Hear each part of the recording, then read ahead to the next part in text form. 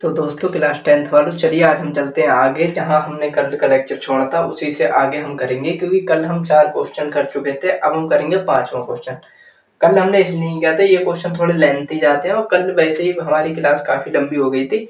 तो आज देखिए क्वेश्चन को बहुत ही ध्यान से पढ़िए। चलिए करें, जांच कीजिए कि क्या किसी प्राकृतिक संख्या n के लिए संख्या 6 की पावर n अंक 0 पर समाप्त हो सकती है।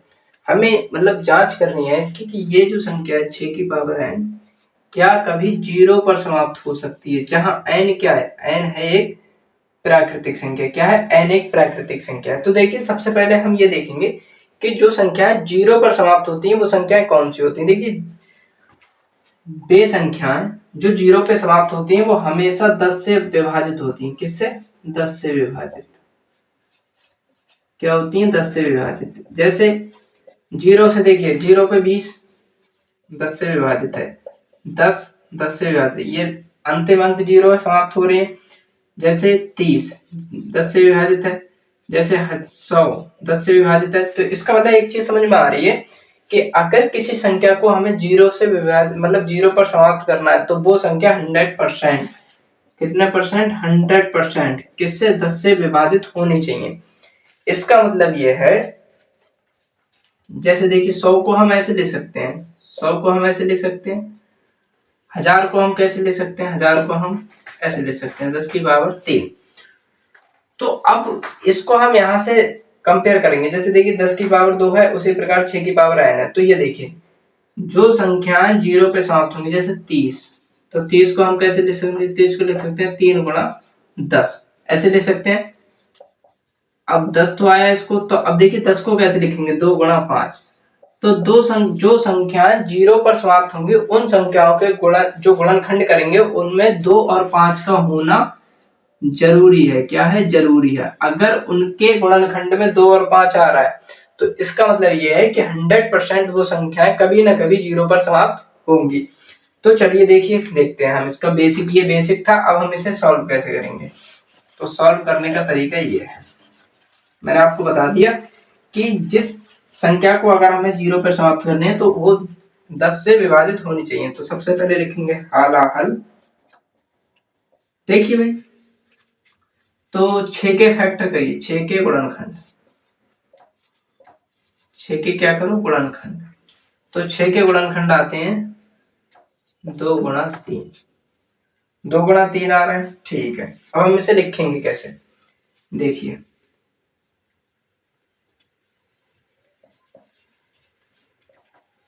किसी भी संख्या को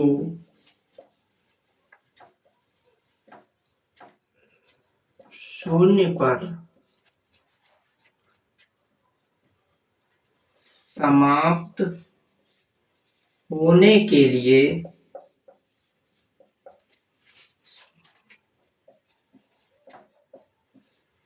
उसके गुणनखंड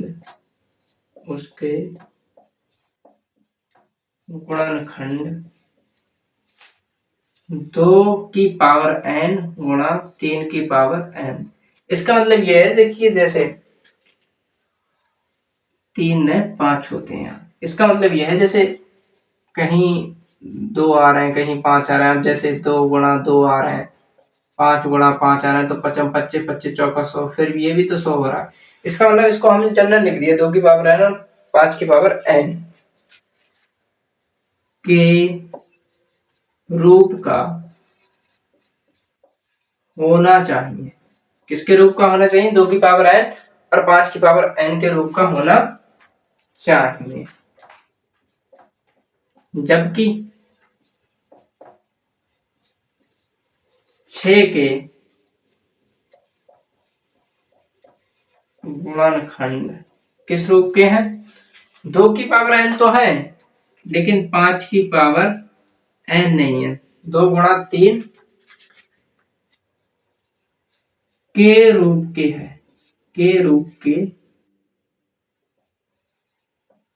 अतः 6 की पावर n कह रहे हैं कि अंक 0 पर समाप्त हो सकती है। क्या किसी प्राकृतिक संख्या n के लिए, अतः 6 की पावर n कभी भी शून्य पर समाप्त नहीं होगी। आई होप आपको समझ में आया होगा क्यों नहीं होगी भाई। जो इसकी बेसिक कंडीशन है कभी भी शून्य पर समाप्त नहीं होगी। जो इसकी बेसिक कंडीशन है ये वो ही पूरी नहीं कर पा रहा है, क्योंकि हमें अगर कोई भी संख्या शून्य पे आ रही है तो उसमें इस तरीके का हमें चाहिए, इस तरीके का रूप होना चाहिए उसके गुणनखंड में। लेकिन ये 2 की पावर n तो है लेकिन 5 की पावर n के रूप का नहीं है, तो इसका मतलब नहीं होंगे। थ्योरी हमें ऐसे लिखनी है। आई होप आपको समझ में आया होगा। तो अब हम चलिए चलते हैं छठे क्वेश्चन की तरफ। छठा क्वेश्चन बहुत ही आसान है, तो मैं इसे बढ़ा रहा हूँ सही बहुत जल्दी, और आप इसे उतार लेना, पॉज करके लिख लेना। ये जो थ्योरी मैं आपको लिखवा रहा हूँ समझ लीजिए, ये नंबर 1 की थ्योरी है। अगर आपने जो मैं लिखवा रहा हूँ वैसा लिख के आ गए तो भाई साहब टीचर भी सोचेगा बोर्ड वाला कि पता नहीं किसने ही पढ़ाया इसको। तो देखिए छठा वाला क्वेश्चन है। छठा क्वेश्चन देखिए, फिर हम वो कल वाला पर्चा उठा लेते हैं हमारा।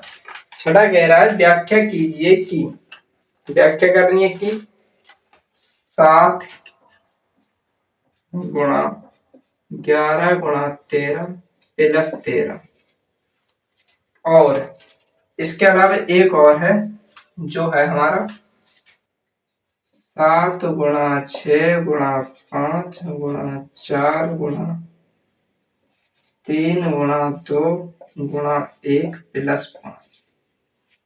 भाज्य संख्याएं क्यों हैं, बताने हैं कि भाज्य संख्याएं क्यों हैं।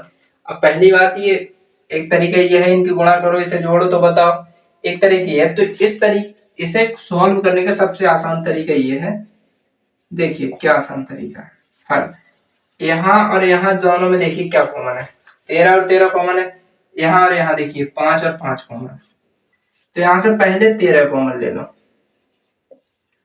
तो 7 गुणा 11, ये 13 यहाँ से उठ के गए तो यहाँ कितना आ गया 1 गुणा में, प्लस का चिन्ह है, प्लस का चिन्ह लगाइए। 13 थे, 13 कहाँ पहुंचे गुणा में, उठकर बाहर, तो यहाँ आ गया 1। 13 11 सत्ते 77 और 1, तो 1 की गुणा करोगे 77 एकम 77 प्लस 1। यहाँ देखो 5 कॉमन ले लिए, ठीक है। अब यहाँ कितने बचे, 7 गुणा 6 गुणा 4 गुणा 3 गुणा 2 गुणा 1 प्लस 5 कॉमन आ गए, तो यहाँ भी कितना बचा 1। देखिए ये होगा 13 और ये 77 और 1 कितना होगा 78। तो देखिए इस वाली संख्या को अगर हम जोड़ेंगे तो वो संख्या हमारी 13 से भी कटेगी और 78 से भी कटेगी। इसका मतलब क्या है, वो भाज्य संख्या है। तो लिखेंगे कैसे हम, अतः संख्या कौन सी, 7 गुणा 11 गुणा 13 प्लस 13, 13 व 78 से भाज्य है। क्योंकि भाज्य है, क्यों भाज्य है वो लिखना पड़ेगा, क्योंकि इसके गुणनखंड में, गुणनखंड में 13 व 78 शामिल है या लिखे हैं, जैसे भी आप लिखना चाहें वैसा लिख सकते हैं, ठीक है। अब इसका देखिए, इसका भी सेम लिखना है हमें, 5 कॉमन, इसकी गुणा करो। अच्छा देखिए मैं करता हूं, 3 दूनी 6, 6 6 36, तो 6 6 36, 7 चौक, ये ऐसे मत करिए, मैं आपको एक बेहतर तरीका बताता हूँ। देखिए इसकी 28 कर लोगे फिर दिक्कत आएगी, तो हम क्या करते हैं पहले 4 ही कर लेते हैं। 6 चौक 24 के 4 हासिल लगे 2, 4 तिया 12, 12 2 14। अब 7 की कर लो, आसानी पड़ेगी। 5, 7 चौक 28 के 8, हाथ से लगे 2, 7 चौक 28, 29 30, 30 का 0, 7 एकम 7, 7 3 10, प्लस 1, तो 5 और ये कितने हो गए 1009। तो जो चीज हमने यहाँ लिखी है सेम, जो चीज हमने यहाँ लिखी है सेम वही चीज तो मैं लिखनी है। ये जो संख्या आएगी इससे पूरे को जोड़ेंगे तो वो 5 से भी कटेगी और 1009 से भी कटेगी। इसका मतलब वो 5 से भी विभाजित है और 1009 से भी विभाजित है।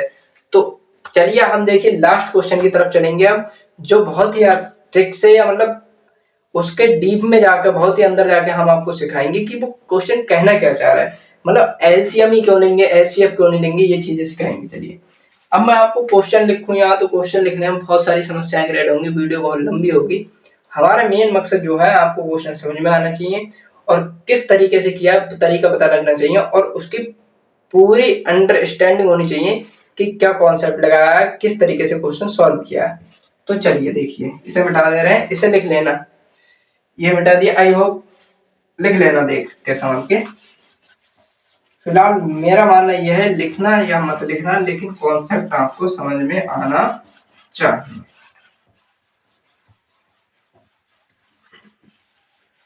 अब देखिए लास्ट क्वेश्चन मैं पढ़ के सुनाता हूं।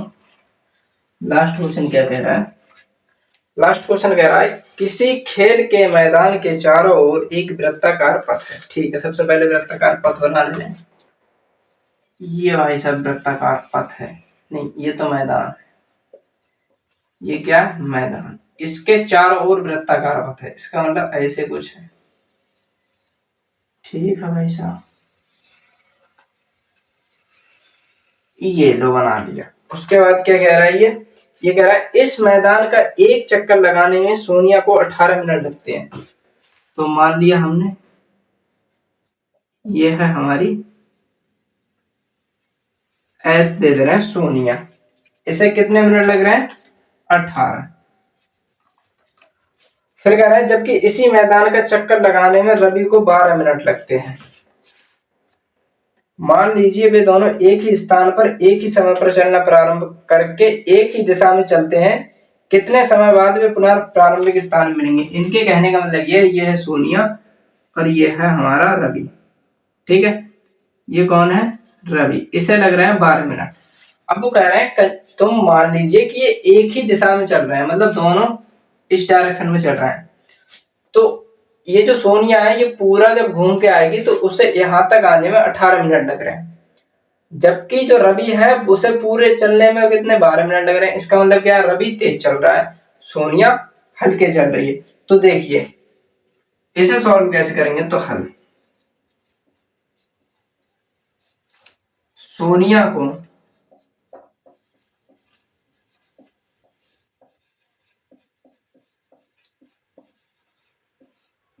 एक चक्कर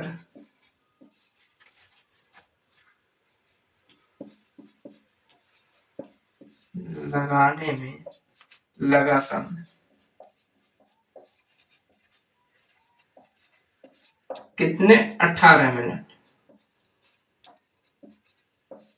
और दूसरा कौन है रवि,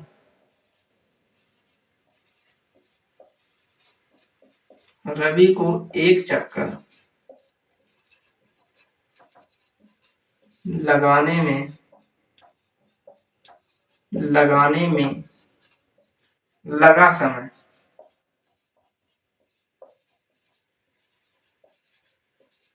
जो कितना है, जो है 12 मिनट। अब हमें बताना है कि कितने समय बाद वे पुनः प्रारंभिक स्थान पे मिलेंगे, मतलब कितने समय बाद दोनों एक ही स्थान में मिलेंगे, एक ही टाइम पे चले हैं। अब रवि तेज चल रहा है तो रवि पहले आ जाएगा, फिर वो जब लोग सोनिया यहाँ आएगी तब लोग रवि यहाँ पहुंच चुका होगा। इसी प्रकार हमें बताना है कितने समय बाद वे पुनः उसी स्थान पर मिलेंगे जहां से वो चलना स्टार्ट हुए। अब मुझे एक बात बताइए आप बहुत ही ध्यान से देखिए, कुछ लोग कहते हैं कि इसमें एलसीएम लेंगे, कुछ कहते हैं एचसीएफ क्यों नहीं लेंगे, तो वही चीज मैं बता रहा हूँ। देखिए 18 को तोड़िए, तो 18 के गुणनखंड करो, अच्छा 6 3 18 होते हैं, या 3 3 9 2 18 होते हैं, ऐसे समझिए। 12 के फैक्टर करो तो 2 दूनी 4 3 12, ठीक है। अच्छा, इन दोनों का एचसीएफ कितना आ रहा है? जो बच्चे बहुत ही समझदार होंगे, जैसे मैंने अभी बताया था एचसीएफ कैसे निकालते हैं। देखिए 3 इसमें 3 इसमें, तो सबसे पहले 3 आ गए, 2 इसमें 2 इसमें, उसके बाद 3 इसमें 3 इसमें नहीं है, 2 इसमें 2 इसमें नहीं है, तो एलसीएम कितना आ रहा है? एचसीएफ आ रहा है 6। अब ये कह रहा है 6 मिनट बाद, तो 6 मिनट बाद कैसे मिल जाएंगी? इसलिए 12 मिनट ले रहा है, ये 18 मिनट ले रहा है, पूरा एक चक्कर करने में ये 18 मिनट ले रहा है, और ये कह रहा है 6 मिनट। 6 मिनट में ये जो रवि है ये कहीं यहाँ होगा अधबर आधी रास्ते में, जबकि जो सोनिया है वो कहीं यहाँ होगी, तो ये कैसे मिल जाएंगे बताओ? इसका मतलब समझे कि हम ये नहीं लेंगे, एचसीएफ बिल्कुल नहीं लेंगे। तो अब क्या बचा हमारे पास? एलसीएम बता। तो देखिए एलसीएम लेके, एलसीएम कितने का? 18 और 12 का। ये कॉमन सेंस वाली थी कि हम एचसीएफ क्यों नहीं लेंगे, और ये भी बताऊंगा मैं मतलब ये तो बता दिया हम एचसीएफ क्यों नहीं लेंगे, अब बताएंगे एलसीएम क्यों लेंगे। एलसीएम देखिए, एलसीएम क्यों लेंगे? एलसीएम क्या होता है? जो कॉमन वाली चीजें होती हैं, सबसे पहले देखिए 3 इसमें 3 इसमें, तो 3 ले लिए, उसके बाद 3 एक्स्ट्रा इसमें 3 एक्स्ट्रा इसमें नहीं है, तो सबसे पहले जो कॉमन है बोलो।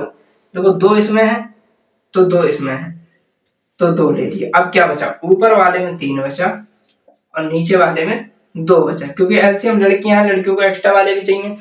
तो देखिए 3 3 9 9 चौक 36, तो कितना आ रहा है? 36। 36 मिनट कितने आ रहे हैं? 36 मिनट।